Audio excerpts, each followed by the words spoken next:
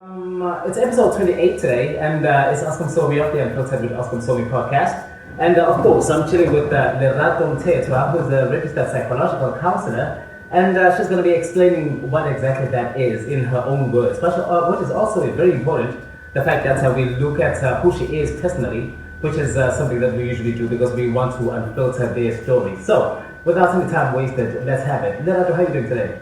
I'm great, thank you. How are you? No, I'm good. I'm good. Thank you so much again for allowing us to have this moment to chat with you as the Unfiltered podcast. Now, the reason that we wanted to have this chat with you is because it's always been out there and a bit confusing also to a lot of people, the differences that exist between what psychology is, what counseling is, and what a psychiatrist does or is. So because of these differences, it's, confusing. Sometimes you'll have a person who's experiencing some kind of trauma, stress, or whatever it is that they might be going over mentally or a disorder of some sort. And you want to refer them to the right person. Now, with the variation between these three, sometimes they overlap and you really cannot make the difference. You, being a psychologist, or at least a registered counselor rather, a psychological counselor, you will be able to explain this in better detail for us, definitely. So, taking it from the top, who is Lerato? Wow. Well, I am a registered psychological counselor. I am a people of the people, and I am loud, I am not shy, and I just love reciprocal energy. Yeah. I have a big family. I love my family. I'm very close to my family. I think it's really good to have a good relationship with family, and I have quite a few friends. I think it's good to expand and get to know people. Yeah. I also love working with the environment, and I love working with my environment because I'm out on the street every day. I see people, and it's important for me for people to know that I'm not some bougie chick that came from some money family. Yeah. We're all the same, and anybody can do it. And it's important to know that if you believe that you can do it, then it is possible to be done. Excellent. So I just wish to be a person that can be an example, not because I'm the best, but because every day I'm trying to be the best I can be, and that is who I am. Trust me, you've done it so well, and the fact that you're explaining it like that. While I was also doing my research, I also noticed that you have this personal liking for nature, or at least a love for nature. You get quite close to it. What is the reason behind that? Are you that connected, and maybe is this the reason that you become this person who wants to connect with everyone in the world and help them in a way? Yeah, I think, sometimes as people, we forget that we are a part of nature. I think we think we are separate elements that are superior beings. Yeah. And at the end of the day, without the nature and without the animals around us, there's a lot of things that we will not be able to do. Exactly. Sometimes I just need less energy around me, because then I can give better energy to other people. And down the road from my house, we have, I'm a part of the Valley of 1,000 Hills. That's right. So we're currently on one of the hills. That's right. So some of the days when I'm feeling too stressed out, instead of trying to find my, comfort from people, I will go down to the mountains. Children of Africa, Africa's children, its future, its hope and its soul. We'll live our children for history. There's no houses, so anything I can see is the river, I can hear the birds, and I can see the goats, and then I just think, what is going on? Right. And that's why I love nature. You connected to it that way, and of course, if we just have that remembrance of the fact that we are part of nature, then everything works in sync, because the same elements that make everything out there are the same elements that already are within us. We're made of the same stuff, nature and us, of course. Now, that's you just on the personal side. I want us to also look at the stuff that you would study, yielding you, of course, or at least resulting in you becoming the registered counselor as you are. Where did you study, and what is it that you actually study?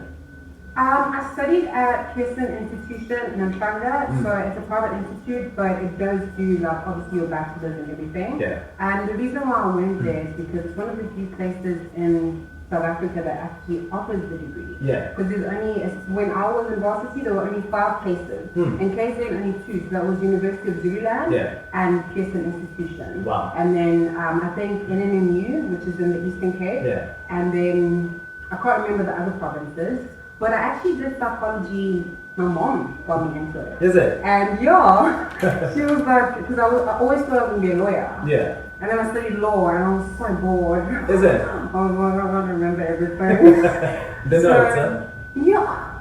So, and remembering exactly where you need to go to find certain things, I was like, no, I'm a person of nature. Of course. So, and I found that psychology, like, it's so, well, then I didn't know it was going to be natural for me. Yeah. But it's just so, sometimes when I'm working, I'm like, you get I'm distracted getting and paid for this. Seriously, and you can't believe it. And I can't believe it because it's so natural. So Yeah. I did a Bachelor of Psychology, which is a, if I can say, a degree that focuses a lot on psychology. Right. So we do law as well up to your final degree and your final year, Is it now? as well as stats. Wow. And all of that, because stats is actually very important in science. Obviously. I didn't think I was going to do quantitative analysis Yes, because I'm a talker. I thought I'd be more qualitative, interviewing But now you have people. to look at numbers as well. Because it makes more sense to me. If I'm like working with people, when I'm counseling, like people will ask me sometimes, don't these situations stress you? The fact that everyone is delivering all their stress on you, doesn't it end up stressing you? And what's your response to that? No, it doesn't stress me because I look at everything in a mathematical way. Oh, of course. So because I did quantitative analysis, when someone tells me something, automatically I You look have at their four sides, behavior plus equals to, which therefore I've got a new equation now. Right. So what's happening here? That's the result. But why did this happen? Let's add this together to equal that. And then at the end of the session, I have a plan for the next session as well as what the person can take back. What really makes me nervous is the fact that I'm sitting with a person who studies minds and how people actually, their demeanor. And I have no idea if you're going to be doing the same with me. Please don't. Try at least. Well, one of the reasons, like I did mention before while doing the intro, one of the reasons unfortunately I had to make sure that we get this session is because I want you to strike a balance, or at least the difference in between the 3 spheres that usually overlap when a layman like me comes across them. I'm talking about a psychologist, which is a clinical psychologist. You're going to explain what this is. A registered counselor, and of course the fact that it has to be a registered counselor. I know, just to take a little bit of a detour on what I'm about to ask you, there's a very huge importance in deciphering or differentiating between a registered counselor and just a counselor, because apparently these terms are not protected. Even psychology is not protected. A person can call themselves psychologist without having those qualifications, unless they are registered by some board. Now you, on the other hand, while you are a registered counselor, you have to go through HPCSA or something like that. Can you just explain that to us before we come back to explaining these spheres as they were? Yeah. Yeah, what is this HPCSA? So HPCSA is the Health Professions Council of South Africa. Right. So this is the health board that governs over surgeons, your doctors, your psychologists, your registered counsellor, optometrists. So all the private practitioners. Yeah. So this person will be an independent practitioner who will be the one that does the assessments, the evaluations, the therapies, the whatever it is that the person needs to do within their field. Yeah. So this board will basically are the ones that give like us a a regulator. license. Yeah. Exactly. So before you even, so I graduated, then I had to write a license with the board because I can't practice without my license. Yeah. So this license basically gives us all the ethics as well. The relationship with your clients, how to treat people, how to be in public, how to, relay your responsibilities as a therapist. Do things with ethically. Exactly. Yeah. And it also means that we also work together as these practitioners. Of course. So for example, I'm just going to touch a little bit on the clinical psychologist that you mentioned. For example, if I am seeing someone and there are certain things that it's not in my scope. So that means that I may have learned it and learned about it, but I'm not allowed to do it because I'm not at that level. Oh, okay. Yes. So for example, if I see, okay, there are certain things that are here that a clinical psychologist is supposed to do, and not me. What I would do is then I would write a referral based on all my findings and then hand them over to the clinical and then they take it over from there. So any case that comes to you, you will study it, and to the best of your expertise, then you will make the right referral. Exactly. Going back to what I had said initially, there is a clinical psychologist, there's a registered counselor, which is also a psychological counselor. That is you. Then there's a psychiatrist. Now, a psychiatrist sits on the side there, but these two are both talk. That's clinical, and they talk therapy. The difference between these two, if I'm a person that is at least experiencing PTSD, stress of some reason or whatever reason, I probably come to you, right? You're my first stop. Or do I go to the other guy, then that other guy can probably refer me back to you? How does it work?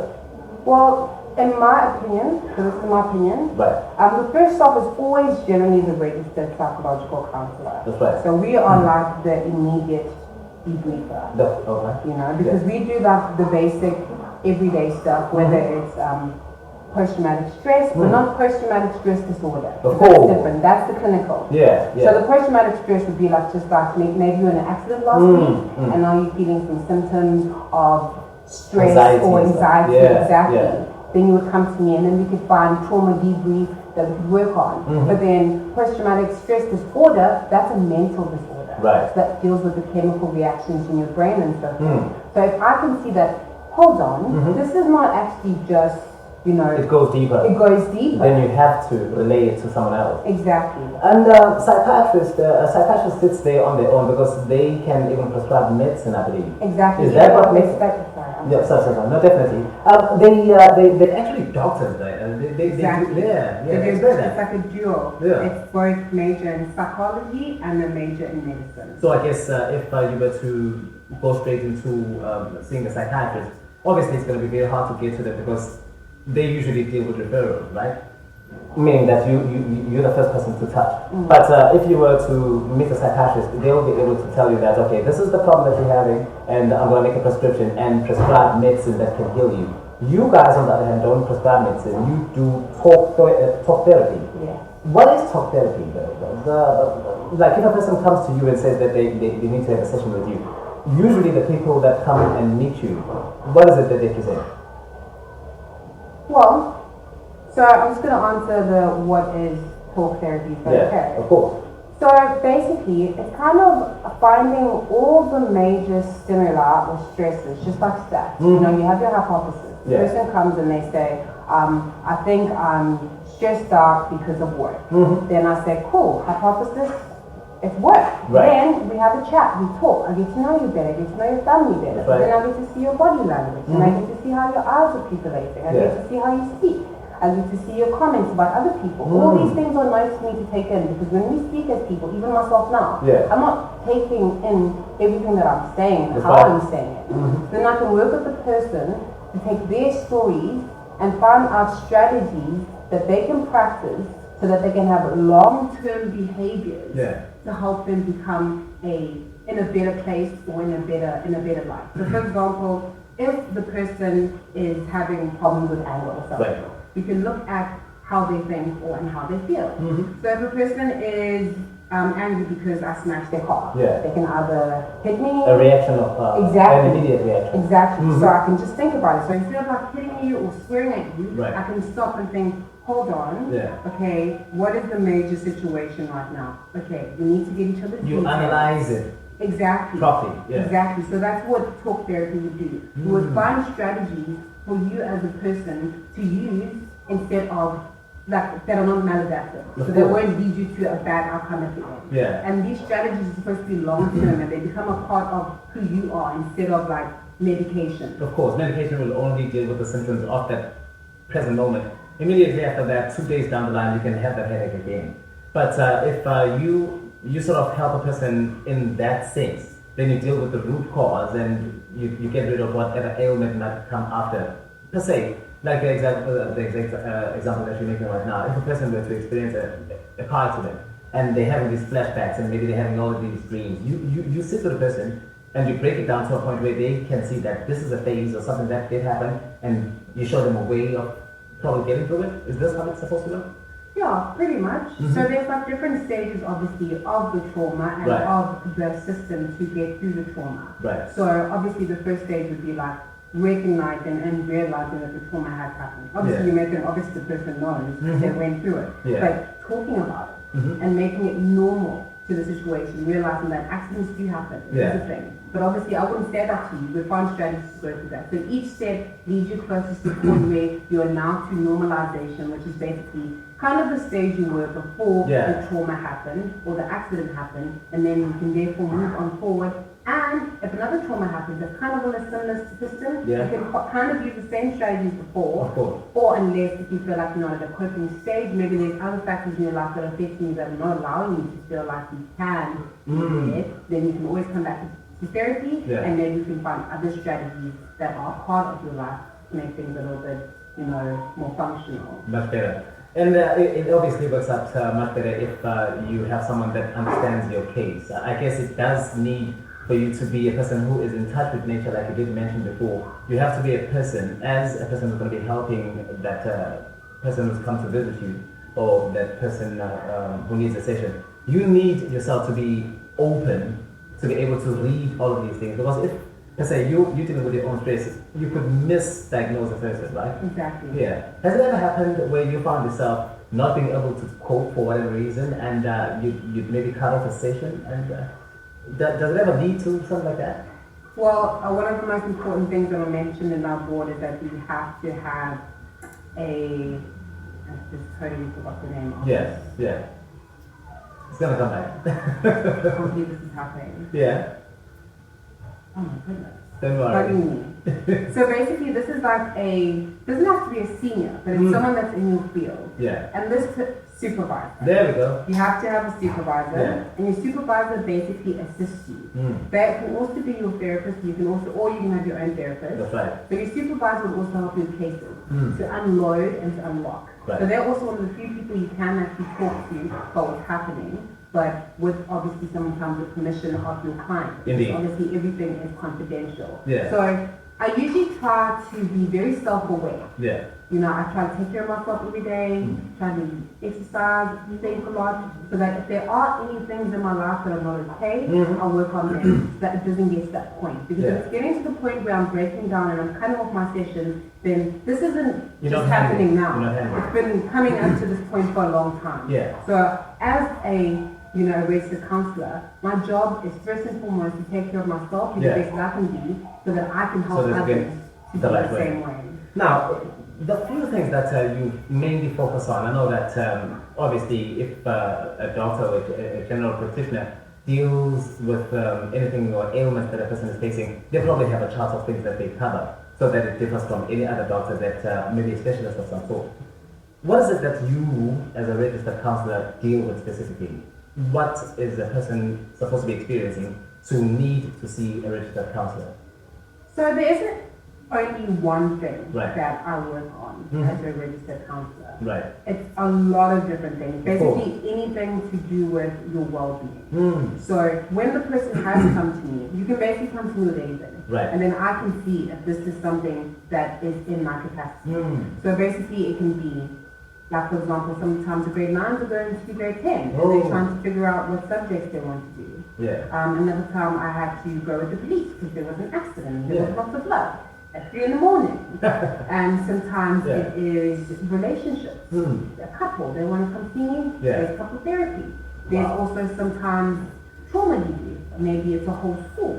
I go to see the whole school, and I do trauma with them. Maybe it's a company. Then I'll have a session with the whole company. Wow. So sometimes it's groups, sometimes it's individuals, sometimes it's face-to-face. It just honestly depends on whether I need to refer them for clinical or whether I can handle the situation. And also the style of therapy that you use. Because obviously as we study lots of different styles, and you find your style, and then your niche, and then you use that. So I can't really say that this is the specific only thing that I focus on. It doesn't work like that. Exactly. The mind is a complex thing, and obviously if it is complex, then obviously what needs to help it has to be complex as well, and that's where psychology comes in. Say a person is going over some real stress, and you can see that this person is breaking down to a point of depression. That's something that you probably hear every single day. Depression, I wouldn't say what really causes it, because it obviously varies.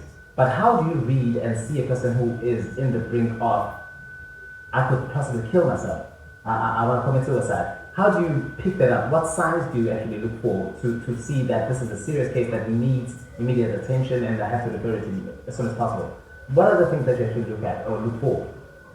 So every session before I start, I always do a mental status examination. So this is first and foremost. Because remember I mentioned the health professionals council earlier? Yeah. And then I gave the example of clinical psychologists. Mm. Those are not the only people we work with. Right. We work with surgeons, GPs, and everyone else. Right. What practitioners refer to. Right. So if I'm doing a mental status examination, I take your speech, I take your appetite, I take your thinking, your suicidal ideation, your concentration, I check all of those. Wow. That's the category that's going to tell me what is happening and how it's happening and where do you need to go. Do I need to tell you to go to an optometrist because you're telling me maybe you can't see so well or something's happening with your sight? Then I can say maybe why don't you just go check out your eyes and see if everything's going to be okay, and then we've got that done, then we can move forward with every single thing else. Right. But if it is like a suicidal situation that can get really hectic, sometimes it depends if the person is depressed or if they have depression. Because these are two different things. Because feeling depressed is just a feeling. You know, not just, I don't want to say just because that sounds bad. Yes, we all go through it. A person can feel suicidal. That does not mean they actually have depression or anything. It can mean It could be something immediate that triggered that. Exactly, and I can work with that person to a point where they may no longer feel that way. That's right. And then sometimes you get to a point where a person may feel so depressed that it could be depression, but like I said, I don't diagnose. Yeah. But if I feel like it could be this, that's when my partners come along who are the clinical and psychiatry or whatever, then I would be like, okay, so Oscar, I'm not feeling so great about the situation. I don't really say it like that. So then I would suggest referral, and then my partners would check it out and see if this is what it is. If it isn't, they'll probably just say back to me, don't worry, it's good, keep doing what you're doing. Or they'll probably let me know, okay, we are going to continue with this case. So that is how I monitor that's the first thing we do every session before we even get into the situation. Probably like a screening of some sort. Exactly. Yeah. Exactly.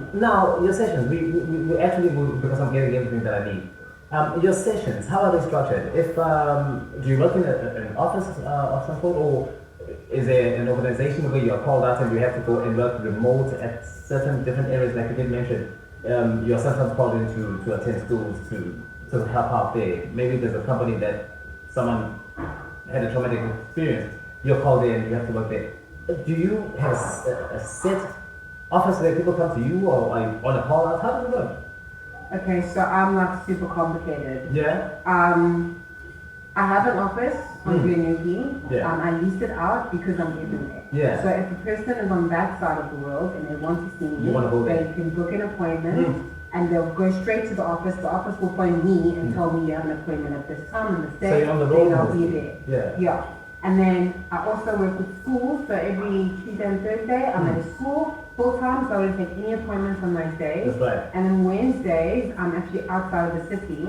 I'm working in an orphanage, but I work with the staff, so those are all adults. Yeah. And then I also work with people outside of the country. Most of them are South Africans, and they want therapy, but they want their own people. Yeah. And then I also work with companies as well. Sometimes like I'll do videos where they want to buy my videos and they'll ask me to do research on a particular subject. Wow. Maybe the hospitals are like saying, like maybe I've worked with medical aid before, Yeah. where they'll say, you know what, the hospitals keep saying these people have the same thing. So instead Then of they send it referring your them, way. exactly, instead of sending them my way, they ask me to do maybe research on this particular thing Right. and then kind of just do one video that addresses this. Because sometimes you have a emergency trauma lead. That means it's just one session. Yeah. So basically they'll pay me for that. They'll buy my video.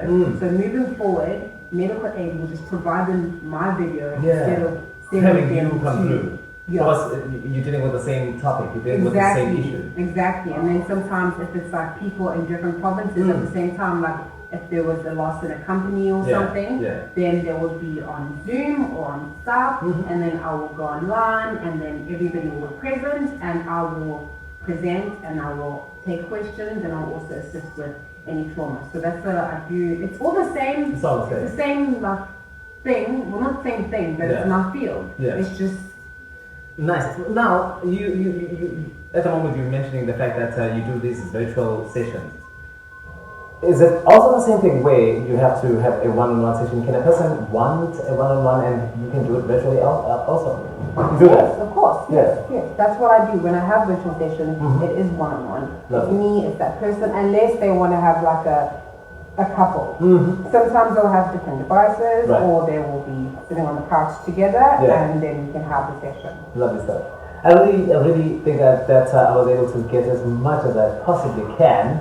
I really want to go deep though. And I also understand that you probably want to move forward in your studies and your career. Looking at where you are right now, where would you project yourself in the near future, or at least what would Lerato herself want to see herself? What would you want to see yourself?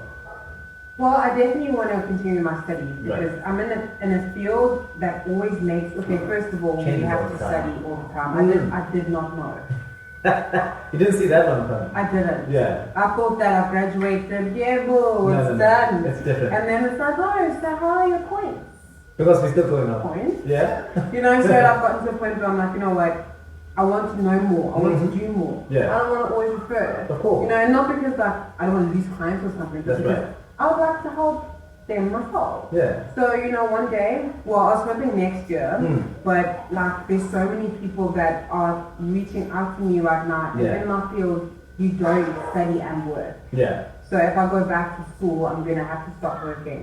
So I'd love to go back to school and study. And then when I come back, I want to do the exact same thing that I'm doing. And It's then, a part of you.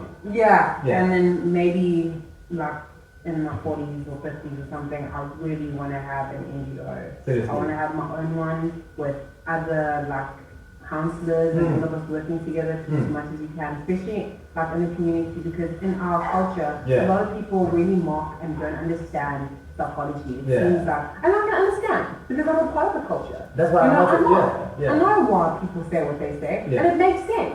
But I want people to also know and understand that it's okay. Don't worry, we're here. We can talk about it. Trust me, the fact that we've had this podcast will definitely bring some light, or at least shed some light to those few people that are still a bit confused. I was a bit confused myself. I think that's definitely one of the reasons that I wanted to make sure that I have this session, because psychology, clinical psychologist, and then you have a psychiatrist, and then you have, they sound the same, and at the same time they're so vast and different, and at the same time they still look the same, because they all deal with everything that is happening in your mental state and sometimes your disorders that you might experience. But I guess that's what Lerato is all about, isn't it? Now, I just want to say thank you so much again for the chance that you've given us as the Unfiltered podcast. It is Lerato Mthethwa, and the name is Lotto. Just make sure.